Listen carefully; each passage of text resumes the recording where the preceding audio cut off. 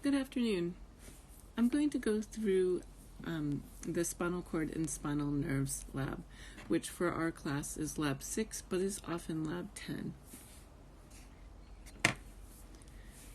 I want to start by going over the different parts of the spinal cord. So here we're looking at the spinal cord, the transverse plane. So we can see the vertebrae. Here is the vertebrae. And we can see the spinal cord, the meninges, and the nerves that are coming off of the spinal cord. So I'm going to start by just going through the different parts here. From the vertebrae, the first thing that you see is the adipose tissue that's found in the epidural space. And this tissue is there to cushion the spinal cord, prevent injury. Next, we have the dura, or tough mater. And so that's just right here. And underneath, or deep to the dura, is the subdural space. Then we have the arachnoid mater, or the arachnoid mater, the spidery mother. And below that is the subarachnoid space, and you can see it kind of looks webby down there.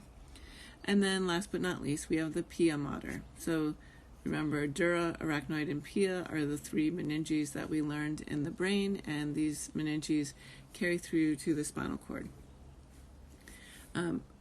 Here we can see that the brain and the spinal cord have reverse patterns. So in the brain, the outside is the gray matter and the inside is the white matter. And in the spinal cord, the outside is the white matter and the inside is the gray matter. Coming off of the spinal cord are the dorsal and ventral roots of that turn into the spinal nerves. So right here we have the roots, and they actually start off as little rootlets that we'll see later. We've looked at the dorsal root ganglion before, so now we're just going to get an understanding of where it is in space. So the dorsal root ganglion is right here. Okay, so this is the dorsal root. It gets big and wide because there's a lot of cell bodies in here, and then it kind of comes out. This way we have the dorsal ramus and the ventral ramus. The ventral root is right here, and in this section of the spinal nerve, they're both kind of looped together with some connective tissue, and again, those two rami. So be careful when I'm labeling these, or when I'm asking you about these. If I'm asking about this section, it's the dorsal root ganglion. If I'm asking about this section, it's the spinal nerve. And if I'm asking about this section down here, it is the ventral nerve. Or the ventral root, sorry. So just look at where the pointer of the arrow is. That is the best way to understand what question I am asking. This is a very similar picture, but it gives you a little bit more information. Here we have the dura mater, the arachnoid mater, and then we have the subarachnoid space where we can see these blood vessels travel, and here are those rootlets I was talking about. We also get more detail about the spinal cord. So the spinal cord on the front, or the ventral side, has this ventral median fissure, and on the dorsal side is the dorsal median sulcus. The white matter over here and over here makes up various tracts. So outside of the spinal cord, we would call a tract a nerve. So a tract is essentially a nerve, but it's within the central nervous system. And so there are various tracts found here, and the information on those tracts will travel up to the brain or down and out, depending on what part of the white matter that we're looking at. We're not going to get into specifics about the tracts, but just know that they're like nerves, and that they help transmit information from the peripheral nervous system to the central nervous system. I do want you to know that this area of white matter forms the left and right dorsal fununculi, one furunculus. Here's the lateral furunculus and the ventral furunculus. I also want you to look at the gray matter. Here is the gray matter, and the points of gray matter are known as horns. So we have the dorsal horn right back here. We have the ventral horn here, and some parts of the spinal cord will also have a lateral horn. Holding these two parts of gray matter together is the gray commissure. And in the center of the gray commissure is the central canal where cerebral spinal fluid flows. Here is a slide of a spinal cord, and we can see the dorsal root ganglion, which we looked at last week when we were looking at the satellite cells. And we can see the gray matter butterfly. This area of the spinal cord does not have the lateral horns. We can see the ventral median fissure and the dorsal median sulcus. Okay, so be comfortable with both the models and the slide. This is a table that describes all the different structures that I've just spoken about. I'll make sure to post this slideshow so that you can look at it when I'm not narrating it as well. Some students find it really helpful to read the descriptions of the parts that we're going to label. Now we're going to look at the spinal cord as a whole, and we're going to start by looking at the spinal nerves. There's cervical spinal nerves, thoracic spinal nerves, lumbar spinal nerves, sacral spinal nerves, and coccygeal, not spinal nerves. That didn't come out very smoothly. So the cervical nerves, there's 8 cervical nerves, and there's only 7 cervical vertebrae. So the cervical nerves actually come out over the cervical vertebrae until you get to C8, which is between C7 and T1. So vertebrae C7 and T1 is where we find C8. Thoracic, lumbar, sacral, and coccygeal, those nerves all come out below the vertebrae. Okay, so it's important to just kind of get a feel for that. The other important thing to notice is that the spinal cord itself actually ends right here. Right down here is this area called the cauda equina, or the horse's tail. We'll talk about that more as we go through the slideshow. The cervical plexus is the first plexus that we're looking at. A plexus is a network of nerves. And for the cervical plexus, it's 5 of the spinal nerves that kind of merge and branch and interact with each other. So this includes C1 through C5. And there's many nerves that come out of this plexus, but the most important one is the phrenic nerve. And the phrenic nerve is important because it innervates our diaphragm. It allows us to breathe. And so one of the ways of remembering what nerves come together for the phrenic nerve is C1, C2, C3, C4, C5 keeps you alive. So remember that, and it will help you. Again, C3, C4, C5 keeps you alive. The next plexus is the brachial plexus, and the brachial plexus is C5 through T1, and it pretty much innervates the arm. Okay, brachial meaning the upper arm region, and so we have quite a few nerves that come out. We're going to look at the radial, medial, median, and ulnar nerves.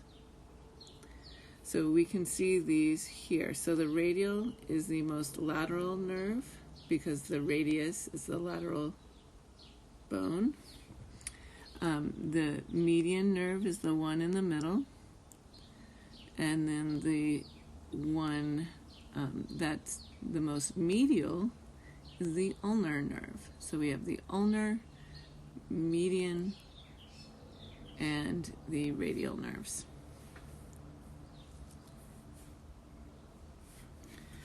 Going down, we're going to talk about the lumbar plexus, and you'll notice we skipped the thoracic region, and that's because in the thoracic region all of the spinal nerves turn into intercostal nerves, the nerves that are found between the ribs. So there aren't networks like you find in the other regions of the spine. The lumbar plexus includes L1 through L5. And so the lumbar plexus, again, has many important nerves, but the femoral nerve is probably the most important. And so you can see these branches that come together forming the femoral nerve. And you can see the femoral nerve and its many branches over here. The femoral nerve innervates the medial and anterior skin of the lower limb, the anterior leg muscles, and the hip and knee joints. So it's quite a busy nerve. And then we have the sacral plexus, which is going to include some L4 and then going through sacral 4. And the important one here, so here we have the common fibular nerve, and here we have the tibial nerve, and the common fibular and the tibial nerve are going to kind of merge together, forming the sciatic nerve, and they're going to travel together down the back of the leg. And so if you ever get pain kind of in the center of your buttocks, that like burning nerve style pain, that's probably that you're pinching or pressing on the sciatic nerve. And it travels down the posterior portion of your leg and then splits just about at the popliteal region, and then follows the bones of the lower leg, forming the common fibular on the medial side and the tibial on the the common fibulars on the lateral side and the tibials on the medial side. We're going to take a few minutes to look at human reflex physiology. So we've all been to a doctor and had our reflexes taken, but we might not know why we've had reflexes tested. And reflexes are tested to see how our spinal nerves are working.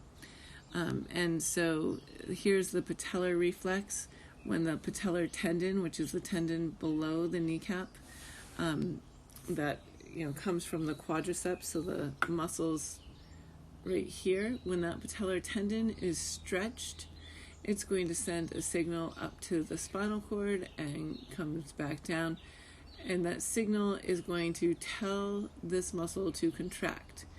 So it prevents overstretching, because when this patellar tendon is stretched just the right way, it will straighten out the leg, or it will make your leg kick. A reflex arc has 5 basic components, and it's similar but not the same to a feedback loop, so make sure you pay attention. So there is the receptor, right? And so this is a nail going into some skin, so that would be a nociceptor, one of those receptors that experiences pain or that senses pain. And information is going to travel up the sensory neuron to the integration center. Most often with reflexes, it's going to go straight out to the effector. So if you step on a nail, the minute you feel that nail, that signal is going to go through and your muscle is going to contract, and you have removed your foot from the nail. So these 5 steps are very important to know. There are monosynaptic and polysynaptic reflex arcs. So a monosynaptic reflex arc, a good example is that patellar reflex. There's a spindle fiber, a muscle spindle in the muscle that detects the stretch of the tendon, it sends that information up the afferent sensory neuron. And then look, there's no interneuron. It goes straight to a motor neuron that contracts. Here we have a polysynaptic reflex, and this is when you put your fingertip on a nail, and this is polysynaptic because that information goes up the sensory receptor. There's 2 interneurons, so there's 1 synapse, there's 2 synapses, and there's 3 synapses. So that's poly, meaning many synapses, polysynaptic, and then that information is going to go out the efferent nerve or the motor nerve. Well, I've mentioned that the patellar reflex is a monosynaptic reflex, and it is if you follow the sensory neuron from the muscle spindle over to the motor neuron that tells the quadriceps to contract, but that's not a complete picture of what's actually happening. If you look at the end of the sensory neuron, there's actually 2 branches. One of those branches goes to an interneuron, and that interneuron sends a signal down a motor neuron that innervates the hamstrings. And this signal is going to tell the hamstrings to relax, to not resist the contraction of the quadriceps. Okay, so that's a pretty cool mechanism. Not only do you kick because of the quadriceps contracting, but the hamstrings allow that kick to happen. In addition to the patellar reflex, you may have a doctor test the Achilles reflex or the plantar reflex. And the plantar reflex is a really interesting one. So you take a blunt but hard object. So here you're taking the handle of the reflex hammer and you bring it around the foot just like that. And in babies, they are going to have what's called the Babinski sign. And the Babinski sign is when your toes go up and out. And that's because they don't have myelinated nerves yet. And so as they developed myelination, you're going to get the normal toes down response.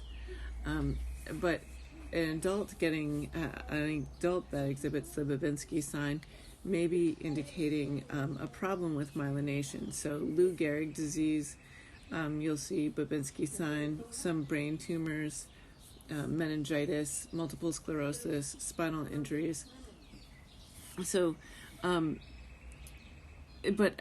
don't run to the doctor if you happen to have the Babinski sign. It's okay. Sometimes people have the Babinski sign and there's not a problem. It's not a bad thing to mention when you see your doctor next, but don't panic. And that covers the slideshow portion of this lab. I'm also going to make another video that goes over the major model for this lab. Stay tuned.